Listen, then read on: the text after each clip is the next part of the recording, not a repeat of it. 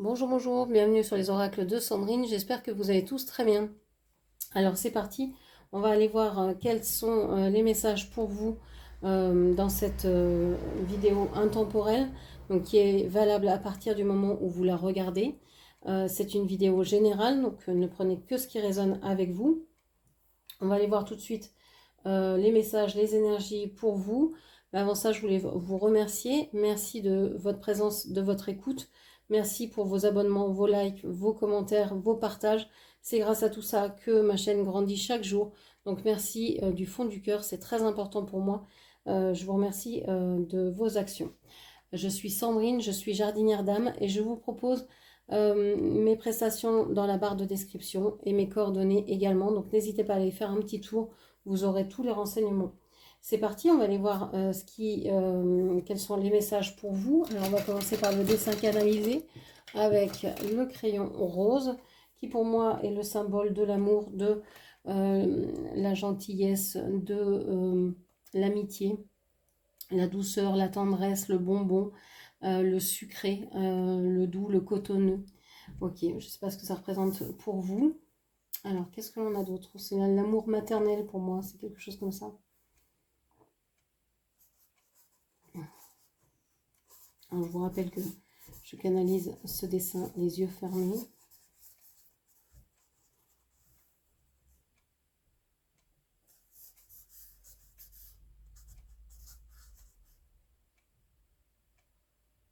Ok. Alors, qu'est-ce que l'on a? Je vous parlais d'amour maternel. Là, pour moi, j'ai une belle poitrine ici. Donc, peut-être on parle d'amour. On a ici un beau cœur qui est renversé. Mais bon, on a un cœur qui a voulu se construire dans le passé entre vous et quelqu'un d'autre. Mais ça a été compliqué. Je pense que vous avez dû l'un et l'autre escalader des monts pour pouvoir y arriver. Il y a une personne ici qui vous a empêché de vous rejoindre. On voit cette personne qui vous écarte tous les deux. Donc vous restez vous avec votre amour incomplet. Cette personne arrive fougueuse et vous écarte complètement de votre autre, de cette personne qui lui ne sait plus ce qu'est l'amour, ne sait plus s'il y a des liens ou pas, ne croit plus en l'amour, ne sait plus. Voilà, donc peut-être qu'il a un lien particulier avec sa mère. Peut-être qu'il aime les belles poitrines, les grosses poitrines, ok. On voit qu'il y a un retour de cette personne. J'ai l'impression que cette personne pourrait revenir après avoir souffert, après avoir véritablement traversé quelque chose de compliqué.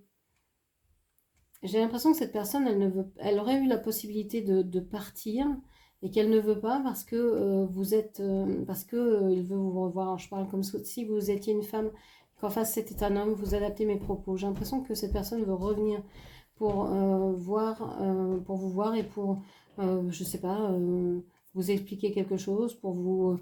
Vous voyez, j'ai l'impression que c'est le bas du cœur ici qui manque, qui vous apporte quelque chose qui vous a manqué, comme il venait réparer un morceau de vous qui a été abîmé il y a quelque temps. Ok. Alors, qu'est-ce que l'on prend comme jeu aujourd'hui? Qu'est-ce que l'on va prendre? Allez, celui-ci. Je vais faire un tirage en rose des vents.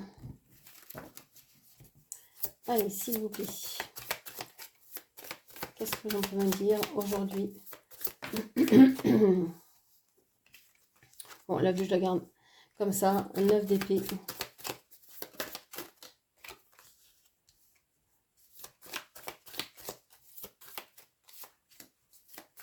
Dernière carte, s'il vous plaît. Alors, je vais...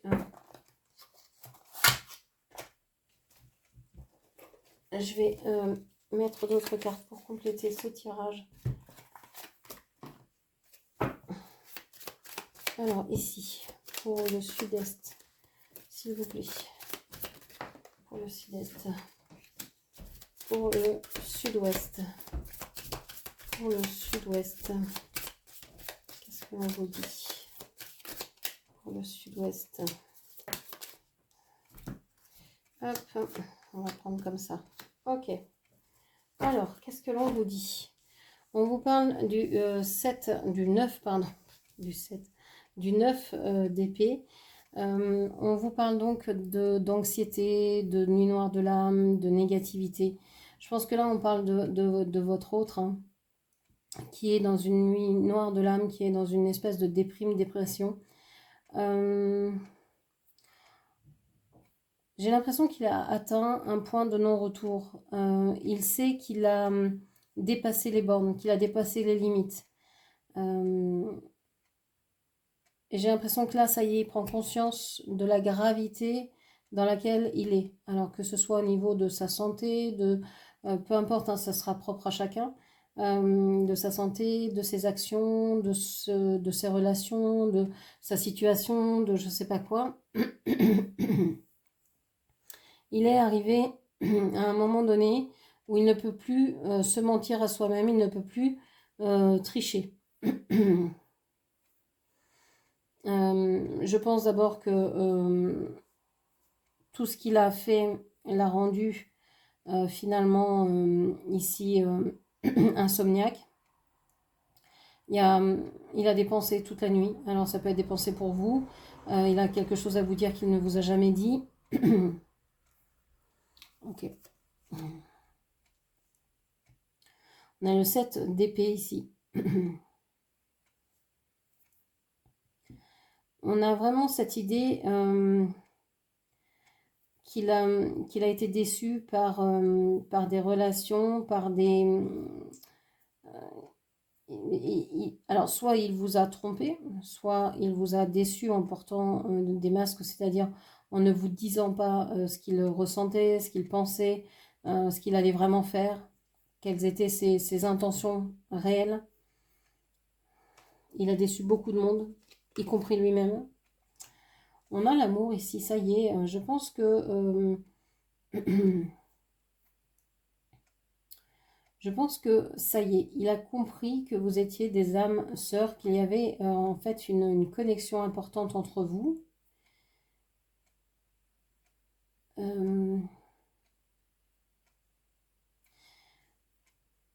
J'ai l'impression en fait qu'il se prend la tête parce qu'il a été aussi très blessé lui par le passé et qu'il ne veut pas ressouffrir dans une connexion amoureuse.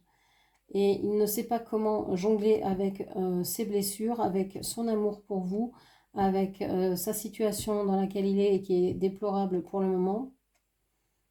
Il ne sait pas comment faire. Ok. Ouais. Bon, bah, s'il ne sait pas comment faire, l'univers, lui, est en train de tout casser. Comme ça, il lui dit, bah, t'as pas le choix, tu vas te bouger et tu vas agir en conséquence parce que tu peux pas laisser cette personne comme ça, tu peux pas jouer avec cette personne, tu peux pas la traiter de cette manière-là. Donc en fait, là, il est en train de manger du karma. Il est en train de vraiment payer cher ce qu'il a fait, toute la fausseté, tous les mensonges, tout ça, il est en train de le payer. C'est vraiment une période de déconstruction pour lui, de perte aussi, de chute libre, mais de déconstruction. C'est-à-dire qu'il va vraiment changer les choses, il est obligé. Là, s'il n'avait pas voulu le faire avant, bah, il est obligé. Et peut-être qu'il est en train de se séparer de quelqu'un parce qu'il y a eu tromperie et que ça le rend mais terriblement malheureux. Ok, on vous parle du phénix ici.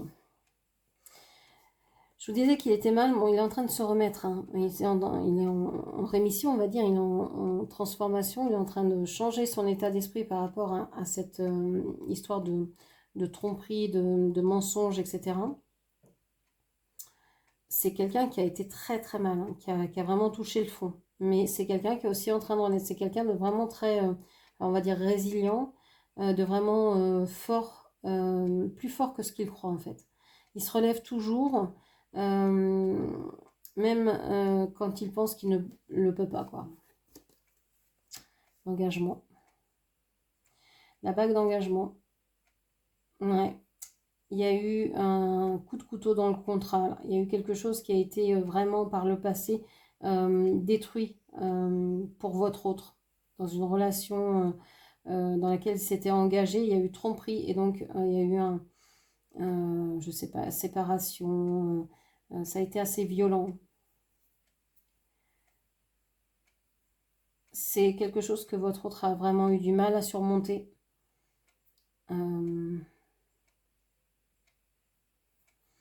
C'est quelqu'un qui s'engage. Alors, je parle pas des PN, des pervers narcissiques, des relations qui sont avec des personnes qui vous font souffrir exprès, etc. Enfin, je parle de relations normales. Ou de relations en tout cas avec des gens qui sont là et qui veulent vivre quelque chose d'heureux avec quelqu'un d'autre sans les faire souffrir.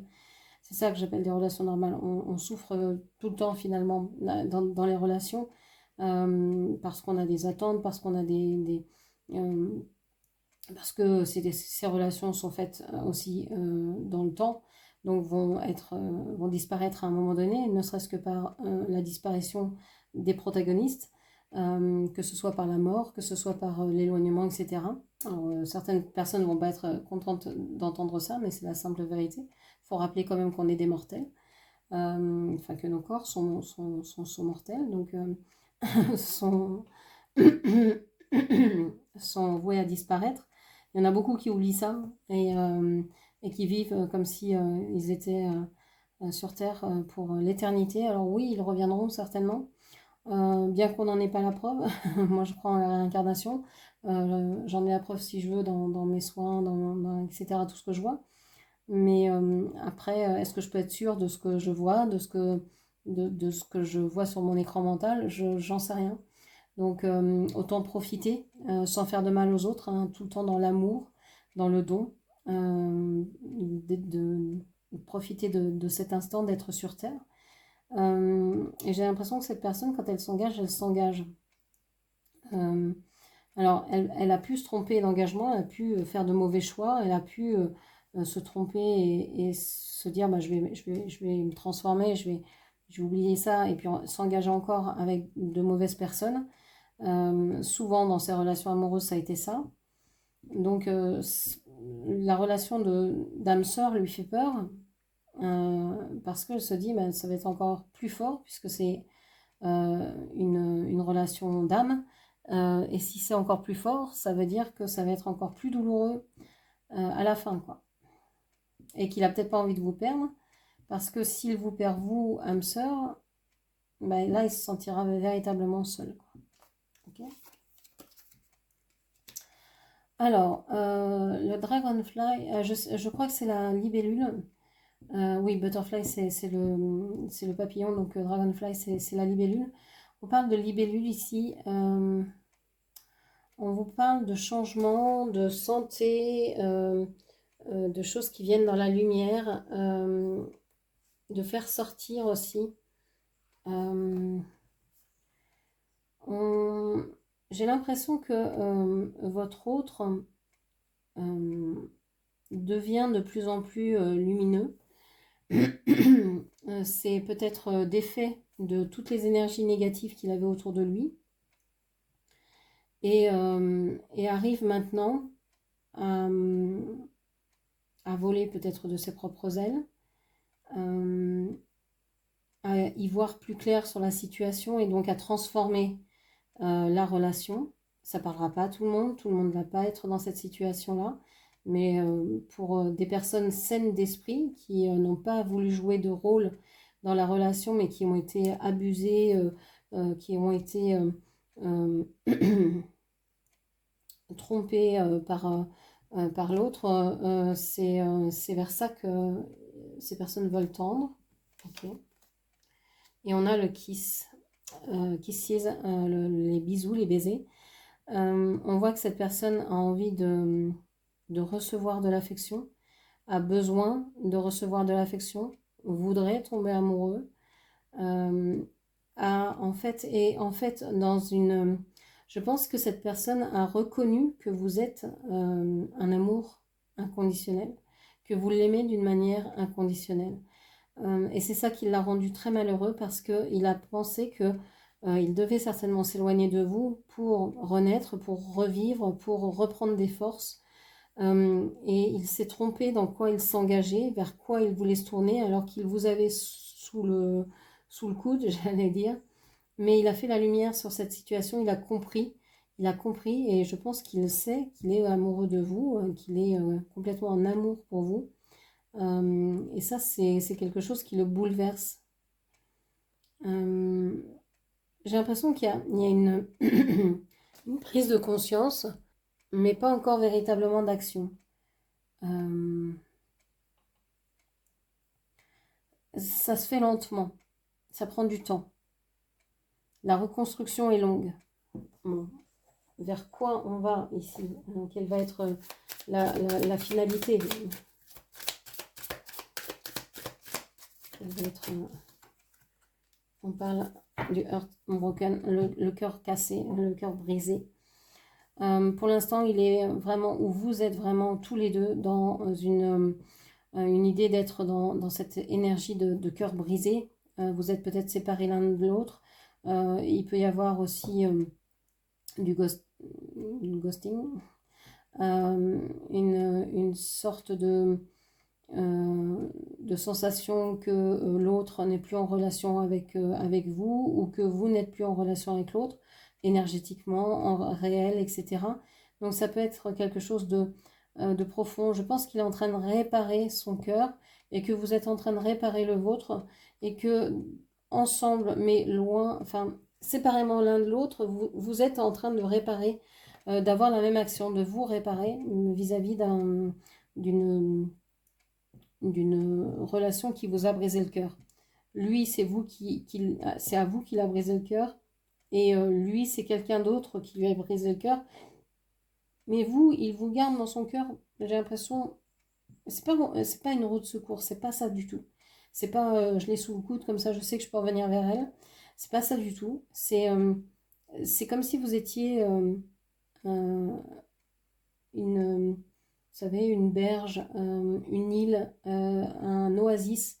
Il sait il espère pouvoir toujours compter sur vous. C'est même plus que ça. C'est pas compter sur vous dans le sens ah bah elle va m'aider, elle va bien m'aider, elle m'a toujours aidé.